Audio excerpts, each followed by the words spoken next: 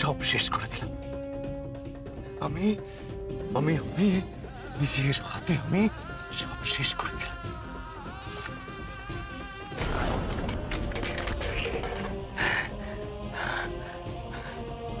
সামনে state championship খেলা। দিয়া দিয়া কোথায় ভোরবেলা উঠে প্র্যাকটিস করবে, সেখানেও ওকে সংসারের জাতা গলে ফেলে ওর স্বপ্নগুলোকে আমি গলা টিপে মেরে ফেললাম।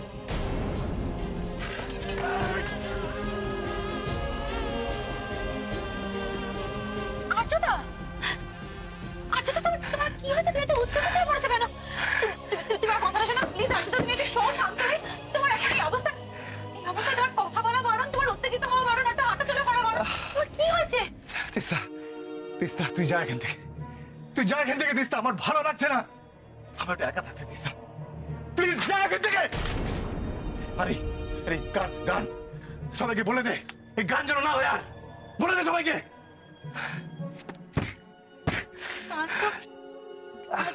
দিয়া গাইছিল ঠাকুরের সামনে, সেটাই তো আমার যন্ত্রণা। তিস্তা,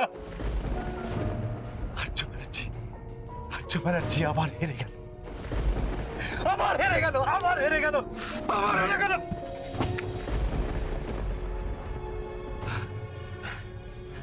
যা তিস্তা তুই এখান থেকে।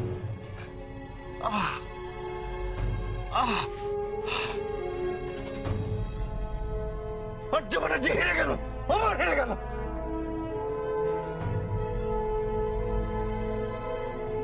কি দেখছি আমি? কাকে দেখছি? এই অস্থিরতা, এই হেরে যাওয়ার যন্ত্রণা, দমবন্ধ ভাব, এটা তো 10 বছর আগে সেই আর্যদার মধ্যে দেখেছি। তাহলে কি 10 বছর আগের আর্যদা আবার ফিরে এলো নাকি?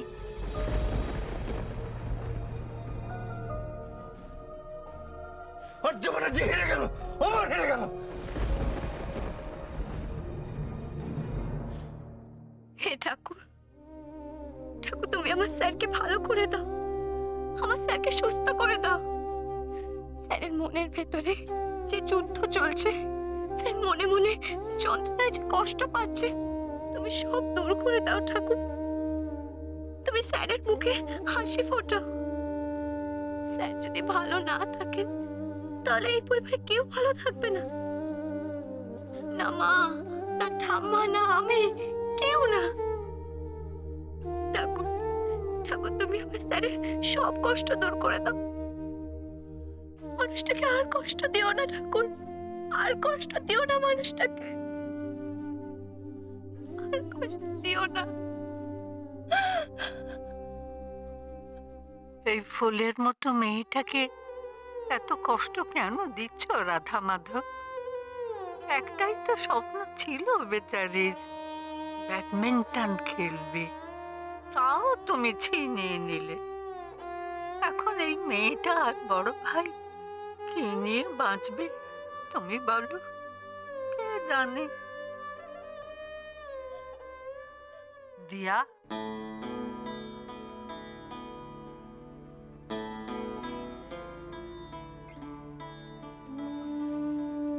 মা, তুমি এত সকালবেলা? আসলে কাল রাতে আমার মনটা ভালো ছিল না, তো তাই ভাবলাম যে বাগান থেকে ফুল তুলে রাধা মাধবের জন্য একটা মালা গাঁথি। হ্যাঁ, কাল রাতে আর্যর চিন্তায় আমারও ভালো ঘুম হয়নি, তাই ভাবলাম যে ঠাকুরের পুজো দিয়ে পুজোর ফুলটা আর্যর মাথা ছুঁয়ে দেবো। ভালোই হয়েছে তুমি স্নান সেরে নিয়েছো। এক কাজ করো, ঠাকুরের ফলগুলো কেটে রাখো, আমি স্নানটা সেরে আসছি। আচ্ছা, আমি ফলগুলো এনে দিচ্ছি।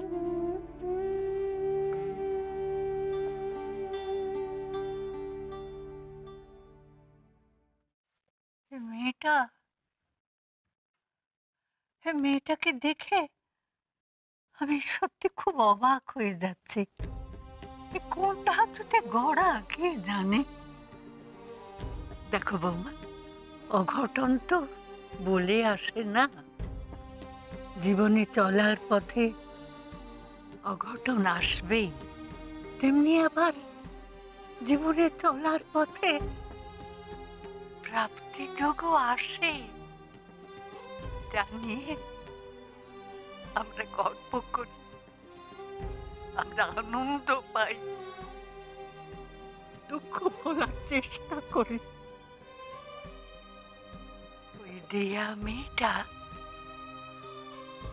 আমাদের সংসারে সেই প্রাপ্তিযোগ।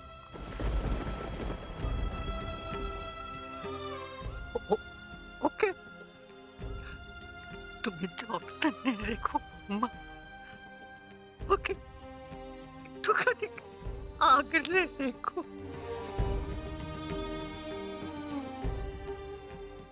না না না, আমি এই ঘটনাটা কিছুতেই মেনে নিতে পারছি না, কিছুতেই না। আমি তো বুঝতেই পারছি না মা কি করে ওই দিয়াকে সংসারের চাবিটা দিল। কোন রকম ভাবে ওই মেয়েটা এই বাড়িতে বিয়ে করে ঢুকে পড়ে সারাক্ষণ তো শুধু খেলা খেলা করে উড়ে বেরিয়েছে। বড় বউয়ের কোন দায়িত্বটা ও পালন করেছে দিভাই? এই সংসারে বড় বউয়ের দায়িত্ব যদি কেউ পালন করে থাকে সেটা শুধুমাত্র তুমি দিভাই। ইয়েস, শুধুমাত্র তুমি। ওই চাবিটার উপর অধিকার শুধুমাত্র তোমার। তুমি তুমি কি করে এই অন্যায়টা মেনে নিলে দিভাই? মায়ের এই অন্যায়টা মুখ বুজে সহ্য করে নিলে কেন?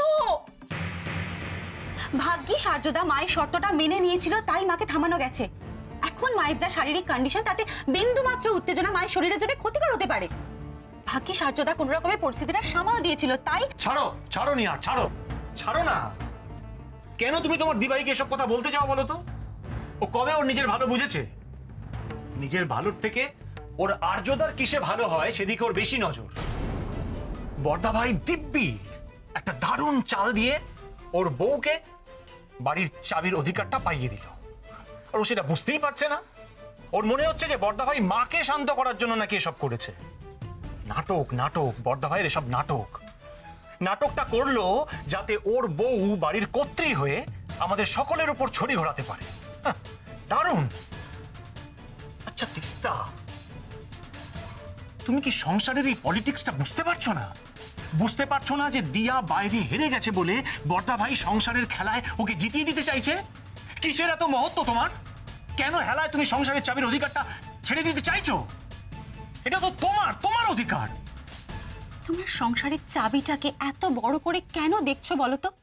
তোমরা এটা দেখছো না যে দিয়া আজকে ব্যাডমিন্টন খেলা থেকে হেরে আসার পর মা সংসারের এত বড় একটা দায়িত্ব ওর মাথার উপর চাপিয়ে দিল। বেচারি দুঃখ করার সময়টুকু পর্যন্ত পেল না, তার মাঝখানে এত কিছু ঘটে গেল। ভবিষ্যতে আর কোনোদিনও ব্যাডমিন্টন র্যাকেটটা ধরতে পারবে কিনা কে জানে। তাতে তোমাদের কি? তোমরা সবসময় শুধু নিজেদের মনের আয়নায় সবকিছু বিচার করো। আচ্ছা আচ্ছা, সংসার মানে কি শুধুমাত্র রাজনীতি, শুধুমাত্র খেলা? সংসার মানে একে অপরের পাশে দাঁড়ানো নয়, একে অপরকে খোলা মনে ভালোবাসা নয়। অবশ্য এসব তোমরা আবার বুঝবে না।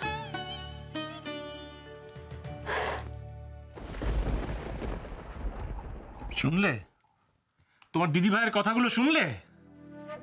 মহত্ব মহত্ব দেখাতে গিয়ে ও যে কত বড় ভুল করছে সেটাও বুঝতে পারছে না। ও বুঝতে পারছে না যে সংসারের চাবিটা হাতে থাকা মানে সংসারটা হাতের মুঠোয় থাকা। ওর চোখে তো বর্দাভাই মহান, বর্দাভাই কোনো ভুলই করতে পারে না। বর্দাভাই যদি কোনো খারাপ কাজ করেও ফেলে তাহলেও তিস্তা সব সময় একটা না একটা যুক্তি খাড়া করবে। মেজদা ভাই, ইউ ডোন্ট ওয়ারি। দিভাই যতই দিয়া আর দাদা ভাইয়ের জন্য দরদ দেখাক না কেন, আমি ওই দিয়াকে এক চুলো জমি ছাড়বো না। ওই চাবি দিয়ার থেকে আমি কেড়ে নেব। এই সংসারে শুধু আমার হুকুম চলবে, নিহারিকা ব্যানার্জির হুকুম। দিয়াকে আমি মাথা চারা দিয়ে বেড়ে উঠতে দেব না, কিছুতেই না।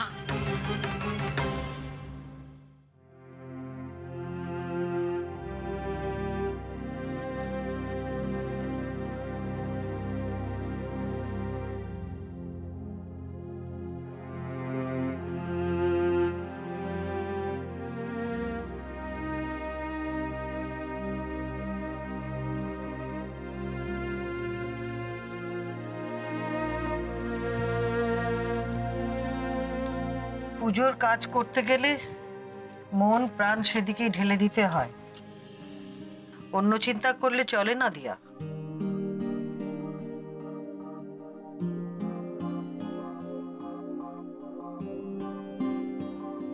তোমার মুখটা কেমন থমথমে লাগছে, তুমি কি অন্যমনস্ক আছো? না মা, কিছু না। একটু আগে তুমি রাধা মাধবকে বলছিলে না, উনি যেন আর্যকে তাড়াতাড়ি সুস্থ করে দেন, ভালো করে দেন। আর্যকে সুস্থ করে তোলার দায়িত্ব কিন্তু তোমারও দিয়ে।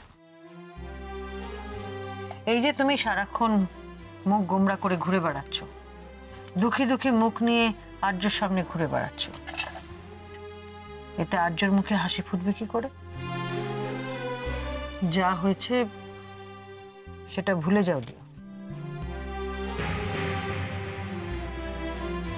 একটা কথা মনে রেখো, যেটা হয়েছে সেটা ভালোর জন্যই হয়েছে। এই জন্য শুধু শুধু আক্ষেপ করে কি হবে বলে?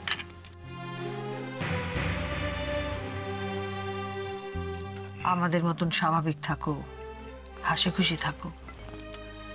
তুমি স্বাভাবিক থাকলে আর্যও খুব তাড়াতাড়ি স্বাভাবিক হয়ে যাবে। তারপর তিস্তা, নিহার, আমি, তোমার মা যেভাবে সংসার করছি, তুমিও ঠিক সেইভাবেই সংসার শুরু করো। এর মধ্যে কিন্তু আনন্দ আছে দিয়া। সেই আনন্দটাকে খুঁজে নিয়ে তুমি নিজে ভালো থাকো আর আর্যকেও ভালো রাখার চেষ্টা করো।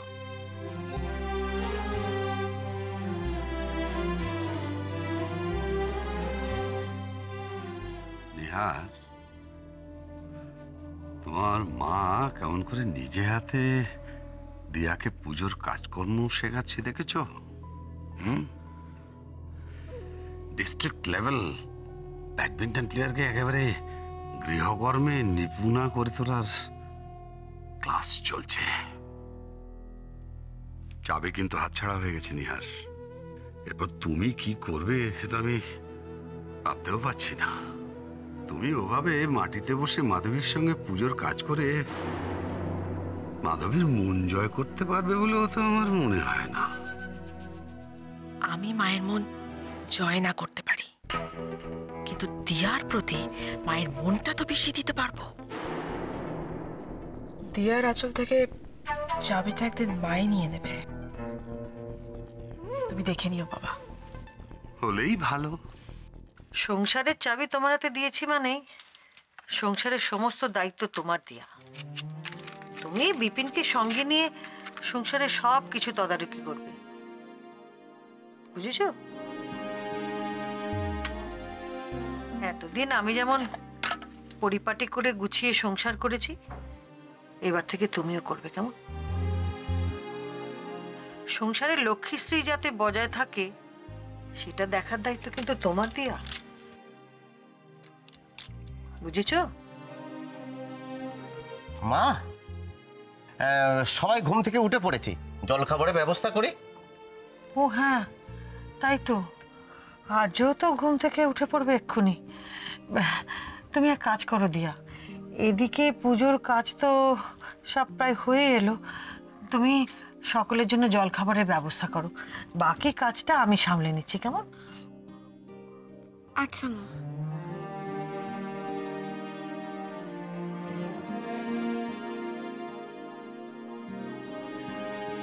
চলো।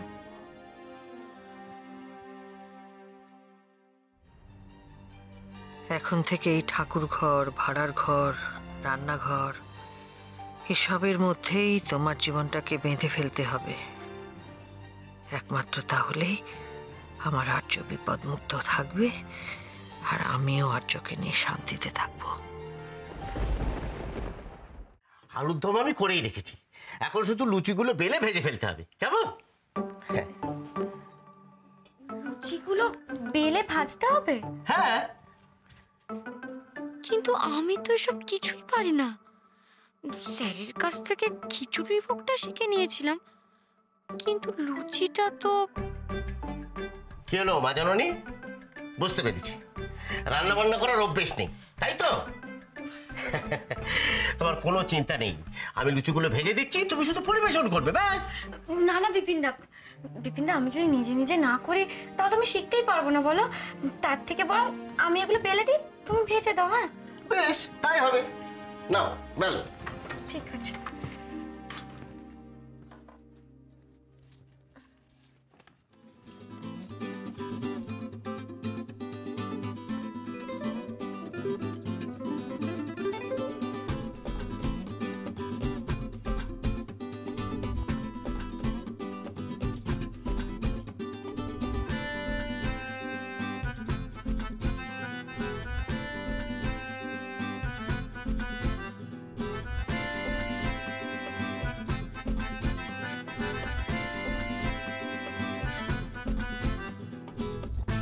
ইমা, এটা তো গোলই হয়নি। বিপিনদা, ও বিপিনদা দেখো না, এই লুচিটা তো গোলই হচ্ছে না। কি হবে এখন? এই লুচি তো আমি কার পাতে দিতে পারবো না। বলি আন্টি, আমরা আছি তো, আমরা এই লুচিটাকে চাঁদ মামার মতো গোল করে দেব। মানে তোমরা লুচি বেলতে পারো নাকি? আমরা একটা না ম্যাজিক জানি। ম্যাজিক? রাখো এটা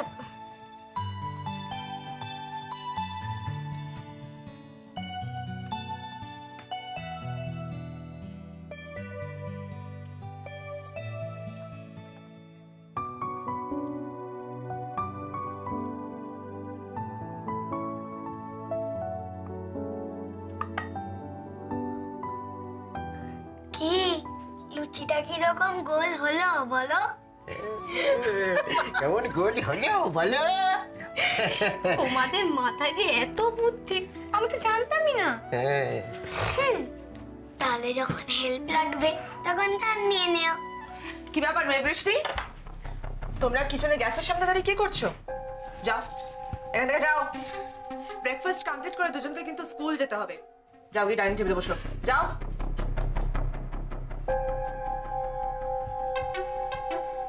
সো দিয়া, আজকে কি আমরা ব্রেকফাস্টটা করতে পারবো নাকি বাড়ির শুধু সবাইকে উপোস করে থাকতে হবে? এমা ছোট্ট, তুমি এরকম কথা বলছো কেন? আমি তাড়াতাড়ি করে কটা লুচি বেলে দিচ্ছি, তুমি মেঘ বৃষ্টিকে তাড়াতাড়ি খাইয়ে দাও। বিপিনদা, বিপিনদা শোনো না, আমি লুচিগুলো বেলে দিচ্ছি, তুমি তাড়াতাড়ি একটু ভেজে দাও না। হ্যাঁ হ্যাঁ হ্যাঁ ঠিক আছে। বাড়ির চাবি যখন হাতে নিয়েছো তখন সব কাজ নিজে হাতেই তোমায় করতে হবে দিয়া। বিপিনদার হেল্প তুমি নিতে পারবে না। বিপিনদা, আমার রুমে না অনেকগুলো ওই বাসি জামা কাপড় পরে আছে, ওগুলোকে প্লিজ একটু লন্ড্রিতে দেওয়ার ব্যবস্থা করো না। আমি আবার ঘরে বাসি জামা কাপড় পরে থাকা যেন একদম পছন্দ করতে পারি না। So please hurry up. না বলছিলাম কি বলতে মানে বিপিনদা, তুমি যাও, আমি পারবো, পারবো আমি।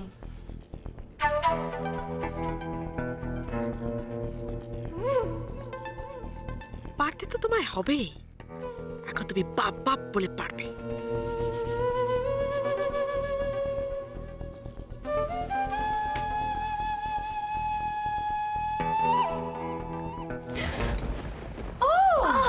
What happened, Dia? হাতে গরম তেলের ছ্যাঁকা লেগে গেল। এখন বুঝতে পারছো তো, সংসার করাটা কিন্তু অত ইজি কাজ নয়।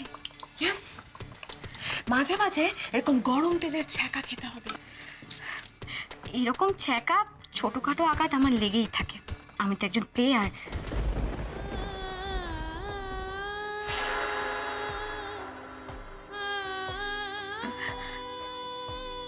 অত ভাবলে চলে নাকি? প্লেয়ার তুমি ছিলে, বাট এখন নও। তুমি তো দেখছি অতীতটা একেবারে বলতে পারছো না। কোর্টের খেলায় হেরে তো এই রান্নাঘরে ঢুকে পড়েছো। রান্নাঘরের খেলাটা জিততে পারবে তো? র্যাকেটটা তো তোমার হাতছাড়া হয়ে গেছে, বাট এই খুন্তিটা যদি হাতছাড়া হয়ে যায় তাহলে কিন্তু একেবারে সোজা মাইথা।